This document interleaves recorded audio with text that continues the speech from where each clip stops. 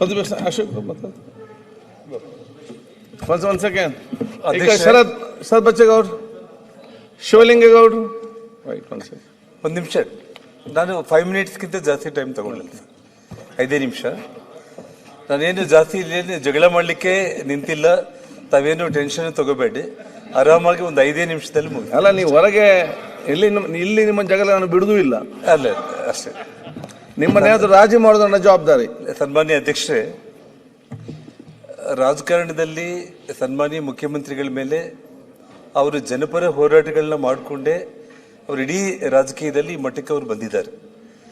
ಏನೇ ಇದ್ರೂ ಕೂಡ ಒಂದು ಪ್ರತಿಪಕ್ಷವಾಗಿದ್ದು ಹೋರಾಟಗಳು ಮಾಡಿ ಮುಖ್ಯಮಂತ್ರಿಗಳಾಗಿ ಎಲ್ಲಿ ಕೂಡ ನನಗಿರುವಂಥ ಒಂದು ಅನುಭವದಲ್ಲಿ ಕೆಲವೊಂದು ಕೇಸ್ಗಳಲ್ಲಿ, ಒಂದು ಮೈನಿಂಗ್ ಪ್ರಕರಣ ಆಗಿರ್ಬೋದು, ಇನ್ನೊಂದಾಗಿರ್ಬೋದು, ರಾಜ್ಯ ಸರ್ಕಾರ ಮಾಡಿರೋ ಪ್ರಕರಣಗಳಲ್ಲಿ ಕೂಡ ಅಧಿಕಾರಿಗಳು ನನಗೆ ಹೇಳಿರುವಂಥ ಮಾತು ಏನು ಅಂತಂದರೆ, ಎಲ್ಲಿ ಕೂಡ ಈ ರಾಜ್ಯದ ಮುಖ್ಯಮಂತ್ರಿಗಳು ಕಾನೂನು ಪ್ರಕಾರ ತಪ್ಪಿದ್ರೆ ನೀವು ಕ್ರಮ ಕೈಗೊಳ್ಳಿ, ರಾಜಕೀಯವಾಗಿ ನಾವು ಏನೇ ಹೋರಾಟ ಮಾಡಿದ್ರು ಕೂಡ ನಿಮಗೇನು ಎವಿಡೆನ್ಸಸ್ ಇದೆ ಅದರ ಮೇಲೆ ನೀವು ಮುಂದಕ್ಕೆ ಹೋಗಿ ಅಂತೇಳಿ ಹೇಳಿರುವಂಥದ್ದನ್ನು IG ಮಟ್ಟದ SIT ಅಧಿಕಾರಿಗಳು ಕೂಡ ನನ್ನ ಮುಂದೆ ಕೊಡಿಸ್ಕೊಂಡು ಹೇಳಿದ್ದು, ಅವ್ರ ಬಗ್ಗೆ ಆ ಗೌರವ ನನಗಿತ್ತು.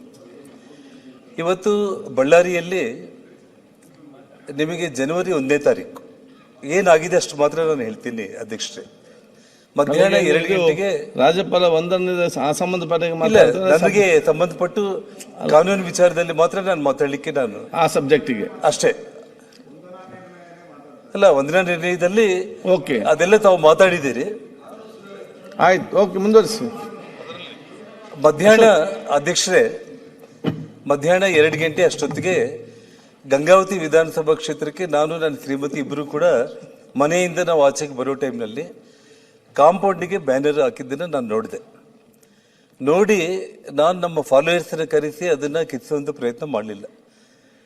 ನಗರದ ಬ್ರೂಸ್ಪೇಟ್ ಪೊಲೀಸ್ ಸ್ಟೇಷನ್ಗೆ ಫೋನ್ ಮಾಡಿ ಸರ್ಕಲ್ ಇನ್ಸ್ಪೆಕ್ಟರ್ಗೆ ದಯಮಾಡಿ ಈ ರೀತಿ ಮನೆ ಹತ್ರ ಬ್ಯಾನರ್ಗಳು ಹಾಕಿದ್ದಾರೆ, ತಾವು ಬಂದು ಅದನ್ನು ತೆರವುಗೊಳಿಸಿ ಅಂತಂದರೆ ಪೊಲೀಸರೇ ಅಲ್ಲಿಗೆ ಬಂದು ಅಲ್ಲಿ ಆ ಬ್ಯಾನರ್ನ ತೆರವುಗೊಳಿಸಿ ಅಲ್ಲಿಂದ ಮತ್ತೆ ಮುಂದೆ ಏನಾದರೂ ಪ್ರಾಬ್ಲಮ್ ಆಗ್ಬೋದು ಅಂತ ಹೇಳಿಬಿಟ್ಟು 2-3 ಪೊಲೀಸರನ್ನು ಕೂಡ ಅಲ್ಲಿ ಡಿಪ್ಯೂಟ್ ಮಾಡಿದ್ರಲ್ಲಿ. ಆ ನಂತರ ನಾನು ಗಂಗಾವತಿಯಿಂದ ಅಲ್ಲಿ ಒಂದು ಜಾತ್ರೆ ಇತ್ತು, ಅದು ಮುಗಿಸ್ಕೊಂಡು ವಾಪಸ್ ಬರುವಂಥ ಸಂದರ್ಭದಲ್ಲಿ ನನಗೆ ಫೋನ್ ಬಂತು. ಮನೆ ಮುಂದೆ ಒಂದು 40-50 ಮಂದಿ ಬಂದು ಚೇರ್ಸ್ ಹಾಕ್ಕೊಂಡು ಅಲ್ಲೇ ಕೂತ್ಕೊಂಡ್ಬಿಟ್ಟು, ಪ್ರೈವೇಟ್ ಗನ್ಮೆನ್ಗಳು ಒಂದು 4-5 ಮಂದಿ ಕೂತ್ಕೊಂಡ್ಬಿಟ್ಟು MLA ಫಾಲೋವರ್ಸು ಬ್ಯಾನರ್ಗಳನ್ನ ಮತ್ತೆ ಹಾಕಿಸ್ತಾ ಇದ್ದಾರೆ ಅಲ್ಲಿ ಅಂತೇಳಿ ಫೋನ್ ಬಂತು ಅಧ್ಯಕ್ಷರೇ. ಆ ಸಮಯದಲ್ಲಿ ಮತ್ತೆ ನಾನು ಬ್ರೂಸ್ಪೇಟ್ ಪೊಲೀಸ್ ಸ್ಟೇಷನ್ಗೆ ನಾನು ಮತ್ತೆ ಫೋನ್ ಮಾಡಿದೆ, ನೀವು ಮಧ್ಯಾಹ್ನ ತೆರವುಗೊಳಿಸಿದ್ದೀರಿ, ಮತ್ತೆ ಬಂದು ಒಂದು 40-50 ಮಂದಿ ಗುಂಪು ಬಂದು ಮನೆ ಮುಂದೆನೇ ಚೇರ್ಸ್ ಹಾಕೊಂಡು ಕೂತ್ಕೊಂಡು ಅಲ್ಲಿ ಬ್ಯಾನರ್ಸ್ ಹಾಕ್ತಾ ಇದ್ದಾರೆ, ಸ್ವಲ್ಪ ಕ್ರಮ ಕೈಗೊಳ್ಳಿ ಅಂತೇಳಿ ನಾನು ಮತ್ತೆ ಪೊಲೀಸರಿಗೆ ಫೋನ್ ಮಾಡಿದೆ.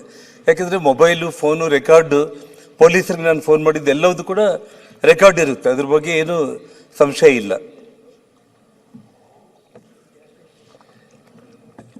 ಪೊಲೀಸರು ಭಾಳ ಈಸಿಯಾಗಿ ತಗೊಂಡ್ರು. ಮೋಸ್ಟ್ಲಿ ಅವ್ರೇಂದ್ರೆ ಒಂದು 40-50 ಮಂದಿ ಇದ್ದಾರೆ, ಹೋಗಿ ನಾವು ಬ್ಯಾನರ್ಸ್ನ ತೆಗಿಸಿ ಅಲ್ಲಿರೋರನ್ನ ಮತ್ತೆ ವಾಪಸ್ ಕಳಿಸ್ಬೋದು ಅಂತೇಳಿ ಅಂದ್ಕೊಂಡಿದ್ದಾರೆ. ಅಲ್ಲಿ ಸ್ವಲ್ಪ ಇಂಟೆಲಿಜೆನ್ಸ್ ಫೇಲ್ಯೂರು ಆಗಿರಬೇಕು. ಪೊಲೀಸರು ಈ ಮಟ್ಟಕ್ಕೆ ಅವರು ಏನು ಬಂದಿದ್ದಾರೋ ಪ್ರೀ ಪ್ಲ್ಯಾನ್ಡ್ ಆಗಿ ಮಧ್ಯಾಹ್ನ 2 ಗಂಟೆಗೆ ಬ್ಯಾನರ್ ತೆಗೆದಿದ್ದ ಕಾರಣ ಸಾಯಂಕಾಲ 6 ಗಂಟೆಗೆ ಮತ್ತೆ ಅವ್ರ ಮನೆಗೆ ಹೋಗಿ ಬ್ಯಾನರ್ಸ್ ಹಾಕೊಂಡು ಅವ್ರು ಮತ್ತೆ ಏನಾದರೂ ವಿರೋಧ ಮಾಡಿದರೆ ಅವ್ರನ್ನ ಹೇಗಾದರೂ ಮಾಡಿ ಅಟ್ಯಾಕ್ ಮಾಡಬೇಕು ಅನ್ನೋವಂಥ ಲೆಕ್ಕದಲ್ಲಿ ನಮ್ಮ ಮನೆ ಎದುರುಗಡೆ 2 ಹೊಸ ಬಿಲ್ಡಿಂಗ್ಗಳು ಕನ್ಸ್ಟ್ರಕ್ಷನ್ ಆಗ್ತಾ ಇದೆ. ಅದ್ರ ಮೇಲೆ ಸುಮಾರು ಕಲ್ಲುಗಳನ್ನ ಎಲ್ಲದನ್ನ ಪ್ರೀ ಪ್ಲ್ಯಾನ್ಡ್ ಆಗಿ ಎಲ್ಲ ಮಾಡ್ಕೊಂಡಿದ್ರು, ನಮ್ಗೆ ಗೊತ್ತಾಗ್ಲಿಲ್ಲ ಅದು. ಆ ಫೋನ್ ಬಂದ ತಕ್ಷಣ ನಾನು ಪೊಲೀಸರಿಗೂ ಫೋನ್ ಮಾಡಿದೆ, ತಕ್ಷಣ ಶ್ರೀರಾಮುಲು ಅವ್ರಿಗೂ ನಾನು ಫೋನ್ ಮಾಡಿದೆ. ಶ್ರೀರಾಮುಲು ಮನೆ ಮುಂದೆ ಬಂದೆಲ್ಲ ಕುಂತಿದ್ದಾರೆ, ಮನೆಯಲ್ಲಿ ನಾನು ವೈಫ್ ಕೂಡ ಯಾರೂ ಇಲ್ಲ, ಮನೆಯಲ್ಲಿ ಮಗ ಒಬ್ಬನೇ ಇದ್ದಾನೆ, ದಯಮಾಡಿ ನೀನು ಸ್ವಲ್ಪ ಅಲ್ಲಿಗೆ ಹೋಗ್ಬಿಟ್ಟು ಏನಾಗ್ತಾ ಇದೆ ನೋಡು, ಪೊಲೀಸರು ಕೂಡ ನಾನು ಹೇಳಿದ್ದೀನಿ ಅಂತ ನಾನು ಹೇಳಿದೆ. ಅಲ್ಲಿಗೆ ಅಷ್ಟೊತ್ತಿಗೆ ಶ್ರೀರಾಮುಲು ಕೂಡ ಜನರಲ್ ಆಗಿ ಯಾವಾಗ ಅವ್ರ ಗುಂಪು ಬಂದಿದ್ರು ಸಹಜವಾಗಿ ಶ್ರೀರಾಮುಲು ಅವ್ರ ಜೊತೆಯಲ್ಲೂ ಕೂಡ ಒಂದು 50-100 ಮಂದಿ ಅಲ್ಲಿಗೆ ಬಂದರು. ಬಂದು ಶ್ರೀರಾಮುಲು ಅವ್ರ ಹತ್ರ ಮಾತಾಡುವಂಥ ಸಂದರ್ಭದಲ್ಲಿ ಸಿಕ್ಕಾಪಟ್ಟೆ ಕುಡಿದಿದ್ರು. ಅವ್ರ ಫಾಲೋವರ್ಸ್ ಹೆಸರನ್ನು ಕೂಡ ಹೇಳಲಿಕ್ಕೆ ನನಗೆ ಇಷ್ಟ ಇಲ್ಲ, ಯಾಕಂದರೆ ಚಿಲ್ಲರೆ ರೌಡಿಗಳು, ಅವ್ರ ಹೆಸರು ಹೇಳೋ ಅವಶ್ಯಕತೆ ಇಲ್ಲ. ಶ್ರೀರಾಮುಲು ಅವರು ಅವ್ರನ್ನ ರಿಕ್ವೆಸ್ಟ್ ಮಾಡಿದ್ದಾರೆ ಏನಂತ ಹೇಳಿ, ದಯಮಾಡಿ ಇಲ್ಲಿಂದ ನೀವು ಖಾಲಿ ಮಾಡ್ಕೊಂಡು ಹೋಗ್ರಿ, ಮನೆ ಮುಂದೆ ಬಂದು ಈ ರೀತಿ ಬ್ಯಾನರ್ಗಳು ಹಾಕಿ ಗಲಾಟೆ ಮಾಡೋದು ಸೂಕ್ತ ಅಲ್ಲ, ಅದೇ ನಿಮ್ಮ ಮನೆಗಳಿಗೆ ಬಂದರೆ ಚೆನ್ನಾಗಿರಲ್ಲ, ಫಸ್ಟ್ ಇಲ್ಲಿಂದ ಹೋಗ್ರಿ ಅಂದರೆ ಅಲ್ಲಿ